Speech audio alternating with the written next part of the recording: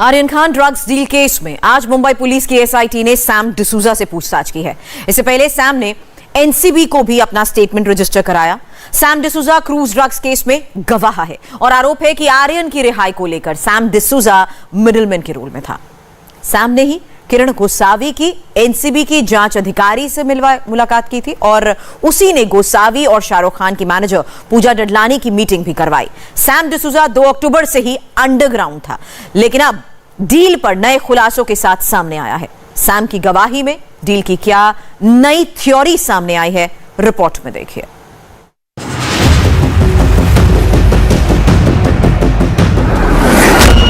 Aryan drugs deal पर सबसे नया लिंक। इसने समीर वांकड़े जी का नाम सेव करके उन्होंने हमारे साथ फ्रॉड किया है। ये चीज़ 2 तारीख की है और इसने कब ये चीज़ कबूल किया? 13 तारीख को। तो उसका मतलब क्या हुआ? वो पूरे इन्वेस्टिगेशन को गुमराह कर रहे हैं। किसने डील का जाल बिछाया? कहां किसने पैसा पहुंचाया? समीर वांकड़े का एक चीज़ बराबर है, अब और बहुत सारी चीज़ें बाहर आ गई। जैसे मैं अपना स्टेटमेंट रिकॉर्ड करूंगा एसआईटी में, जब मैं असलियत बाहर बताऊंगा तो और बहुत सारे खुलासे होंगे।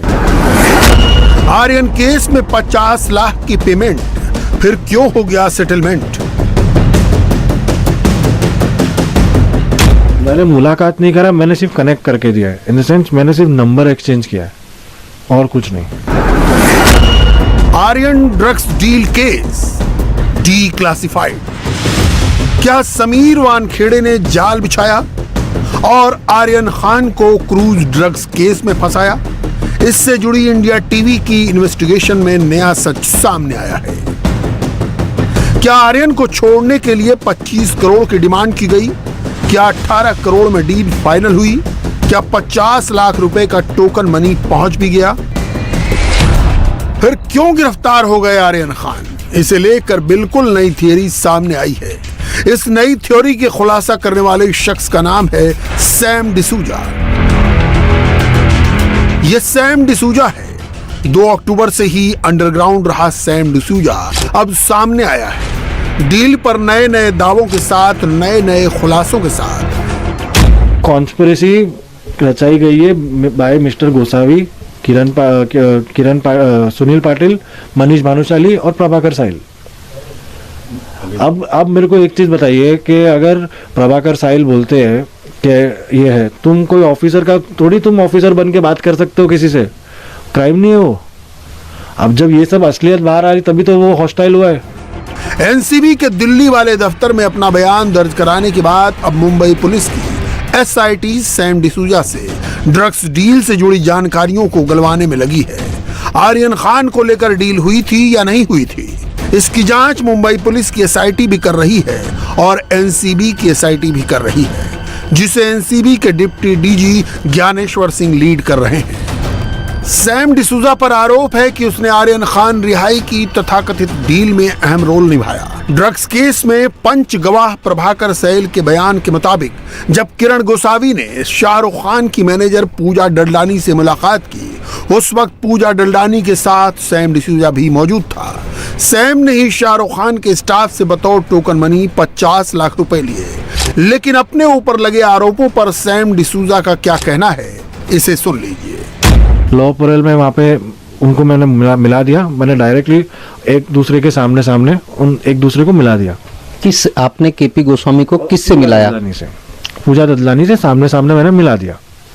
और इसने अपने आप को बोला था कि मैं एक क्या बोलते हैं उसको, इंटेलिजेंस ऑफिसर हूँ। और जब हमें इसको मिला, मैं पहली बार उसको मेरे ख्याल से 2 रात को मिला, तब उसके साथ प्रभाकर साहिल बॉडीगार्ड, उसकी गाड़ी में पुलिस। तो हम ये अंडर दैट इम्प्रेशन कि ये खुद भी इन्वेस्टिगेशन ऑफिसर है। उसने बोला कि मैं वैसा जैसे उसने बोला तो मैंने मिला दिया। उन्होंने बात की, उनको भी कंफर्म हो गया। उसके बाद फिर बाद में हम लोग वहाँ से निकले, फिर हम लोग गए ताज। फिर मालूम पड़ता है कि सुनील पाटिल का फ़ोन आता है और सुनील पाटिल बोलता है कि इसने तो इतने पैसे ले लिए। तो मैं बोला यार मेरे को तो मालूम नहीं। उतने बाद बोले यार गोसावी ने पैसे ले लिए। कितने पैसे ले लिए? 50 लाख रुपए प्रभाकर साहिल के थ्रू, जो डडलानी लाई। एनसीबी से समन मिलने के बाद सैम दिल्ली में अपना स्टेटमेंट दर्ज करा चुका है। अब वो मुंबई पुलिस की एसआईटी के सवालों का सामना कर रहा है। डील केस की पैरेलल जांच कर रही मुंबई पुलिस की एसआईटी सैम से जानना चाहती है, क्या सच में आर्यन खान को लेकर कोई डील हुई थी? अगर डील हुई तो इसमें सैम डिसूजा का क्या रोल रहा? डील को लेकर सैम क्या क्या जानता है? किरण गोसावी और पूजा डल्डानी की मीटिंग में क्या सैम भी मौजूद था? समीर वानखेड़े से सैम डिसूजा का क्या कनेक्शन है? सैम डिसूजा ने बताया कि दरअसल वो 4 अक्टूबर को ही दिल्ली चला गया था और वहां पर उसने एनसीबी विजिलेंस टीम की जो एसआईटी है उसके सामने अपना बयान दर्ज किया और इसी वजह से मुंबई एसआईटी के सामने नहीं पेश हो पाया। और जब वह दिल्ली पहुंच गया तब उसे मुंबई एसआईटी की जो सम्मन की कॉपी थी वो उसके घर पर आई थी। लेकिन आज एसआईटी के सामने वह खुद पेश हुआ, जहां पर उसने किस तरह से सुनील पाटिल ने उससे अप्रोच किया और गोसावी और मनीष भानुशाली को उसके पास भेजा, किस तरह से इस पूरे मामले में डील तय की गई, गोसावी और मनीष भानुशाली ने किस तरह से इस पूरे आर्यन खान ड्रग्स केस में वसूली की कहानी को रची, उसको लेकर हर एक बात एसआईटी के अधिकारियों के सामने रखी। आर्यन खान ड्रग्स डील को लेकर India TV reporter Rajeev Singh ने सैम डिसूजा से बात की। इंडिया टीवी के कैमरे पर सैम ने बहुत बड़ा खुलासा किया है। सैम के मुताबिक आर्यन को छोड़ने के लिए 25 करोड़ की डिमांड की गई। 18 करोड़ में डील फाइनल हुई। 50 लाख रुपए का टोकन मनी लिया गया, लेकिन आर्यन की गिरफ्तारी के बाद टोकन मनी उसके कहने पर वापस कर दी गई। कुछ शौक में गया, मतलब 50 पेटी अब मैं कहाँ से ला के दूँ। फिर मैंने कैसे कैसे इसको फ़ोन किया तो इसका फ़ोन बंद आ रहा है, इसको फ़ोन किया इसका बंद आ रहा है, ऐसे कर करके फिर कैसे ना कैसे उनको बहुत गाली गलौज किए, बहुत प्रेशराइज किए, टॉर्चर करने के बाद उन्होंने पैसे वापस दिए। सैम डिसूजा का कहना है कि आर्यन ड्रग्स डील केस में 3 मुख्य किरदार हैं। सुनील पाटिल, जिसके कहने पर सैम इस केस में शामिल हुआ। किरण गोसावी, जिसने शाहरुख खान की मैनेजर पूजा डडलानी से डील फाइनल की। प्रभाकर सैल, जिसने डडलानी से एडवांस लेकर किरण गोसावी तक पहुंचाया। इसके साथ ही ये भी साफ हो गया कि सैम ने ही गोसावी को पहले एनसीबी के जांच अधिकारी से मिलवाया और फिर पूजा डडलानी से मीटिंग करवाई। सैम डिसूजा के मुताबिक सुनील पाटिल ने उसे बताया कि आर्यन के पास से ड्रग्स बरामद नहीं हुआ। सबूतों के अभाव में एनसीबी आर्यन को छोड़ सकती है, इसीलिए उसने गोसावी की पूजा डडलानी से मीटिंग करवाई। आर्यन को छोड़ने के लिए डील हुई। उसने ही किरण गोसावी और शाहरुख खान की मैनेजर पूजा डडलानी की मीटिंग करवाई। 50 लाख एडवांस भी दिए गए। एडवांस प्रभाकर सैल के जरिए किरण गोसावी तक पहुंचा। सैम डिसूजा का कहना है कि एडवांस लेने की जानकारी उसको बाद में मिली, लेकिन तब तक आर्यन अरेस्ट हो चुके थे। फिर सैम ने गोसावी पर टोकन मनी वापस लौटाने का दबाव बनाना शुरू किया। उसने बार बार फोन किए, गोसावी को मैसेज किए, सुनील पाटिल पर प्रेशर बनाया। सैम ने जो मैसेज सुनील पाटिल को दिए वो आपके टीवी स्क्रीन पर हैं। इनमें सैम की तरफ से साफ साफ लिखा है, 50 पेटी जो तुम्हारे बोलने पर दी वो वापस कर दो। कहानी खत्म, 42 दे दिए, प्लीज बाकी का भी कर दो और खत्म कर दो। सैम डिसूजा ने बेहद चौंकाने वाला खुलासा किया है। सैम डिसूजा के मुताबिक डील के बाद में जब अगले दिन गोसावी की फोटो आर्यन खान के साथ वायरल हुई और उसके बाद से गोसावी और मनीष भानुशाली लापता हो गए और उनके फ़ोन भी बंद हो गए, तो उसने सुनील पाटिल पर दबाव बनाना शुरू किया, क्योंकि इस पूरे मामले में वह मिडलमैन की भूमिका अदा कर रहा था। ऐसे में उसे कहीं ना कहीं इस बात का डर था कि वह इस पूरे मामले में फंस सकता है। और आखिरकार उसने सुनील पाटिल से इस पूरे मामले में जो पैसे पूजा डडलानी से कथित तौर पर लिए गए थे उसको उसने लौटाने का भी काम किया। लेकिन प्रभाकर सैल ने अपने एफिडेविट में डील की कुछ और ही कहानी बताई है। किरण गोसावी और समीर वानखेड़े पर वसूली का आरोप लगाने वाले प्रभाकर सैल ने अपने हलफनामे में सैम डिसूजा का नाम लिया है। प्रभाकर के मुताबिक सैम ने ही शाहरुख के स्टाफ से 50 लाख रुपए लिए थे। Prabhakar Sail Aryan Khan drugs deal case में पंच गवाह है। उससे अब तक 5 बार पूछताछ हो चुकी है। प्रभाकर सबसे पहले मुंबई पुलिस की एसआईटी के सामने पेश हुआ। एनसीबी की विजिलेंस टीम 2 बार प्रभाकर से पूछताछ कर चुकी है। उसके बाद एनसीबी की एसआईटी के सामने 2 बार प्रभाकर की पेशी हुई। फिरौती केस से जुड़ी अब तक की जांच में शाहरुख खान की मैनेजर पूजा डडलानी भी अहम किरदार बनकर सामने आई है। लेकिन वो बार बार मुंबई पुलिस की एसआईटी के सामने पेश होने से बच रही है। पूजा डडलानी से भी जुड़ी एक अहम जानकारी आज सामने आई, लेकिन उससे डील को लेकर प्रभाकर सैल की बताई कहानी को जान लीजिए। प्रभाकर के मुताबिक 2-3 अक्टूबर की आधी रात को गोसावी, सैम डिसूजा और शाहरुख खान की मैनेजर पूजा डडलानी के बीच मीटिंग हुई। यह मीटिंग लोअर परेल ब्रिज के नीचे हुई।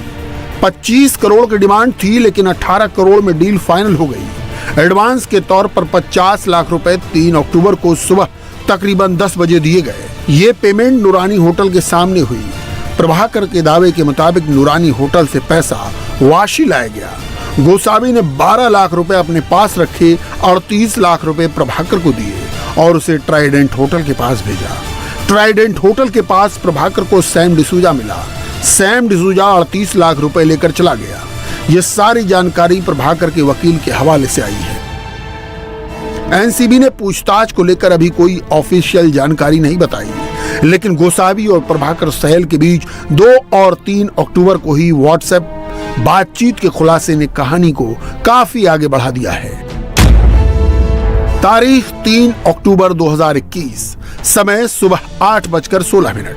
हाजी अली चले जाओ और वो काम पूरा करो जो मैंने तुम्हें बताया था, वहां से घर वापस आ जाना। इस पर प्रभाकर सैल ने जवाब दिया, जी सर। गोसावी ने आगे कहा, बाहर से ताला बंद कर देना और चाबी को खिड़की से हॉल में फेंक देना। सैल ने कहा, यस। गोसावी ने फिर लिखा, जल्दी जाओ और जल्दी वापस आओ। प्रभाकर सैल ने अपने एफिडेविट में पूरी डिटेल बताई है कि कब उसे पैसे लेने जाने को कहा गया, कितने पैसे थे, कौन सी कार आई और पैसों से भरे कितने बैग दिए गए, डील हुई थी या नहीं हुई। इसकी जांच के लिए पूजा डडलानी का बयान काफी अहम हो जाता है, लेकिन पूजा मुंबई पुलिस की एसआईटी के सामने अब तक पेश नहीं हुई। मुंबई पुलिस की एसआईटी ने पूजा डडलानी को समन भेजा है। 3 बार फोन कर बयान दर्ज करने के लिए बुलाया है, लेकिन बीमार होने की बात बोलकर पूजा पिछले 1 हफ्ते से एसआईटी के सामने पेश होने से बच रही है।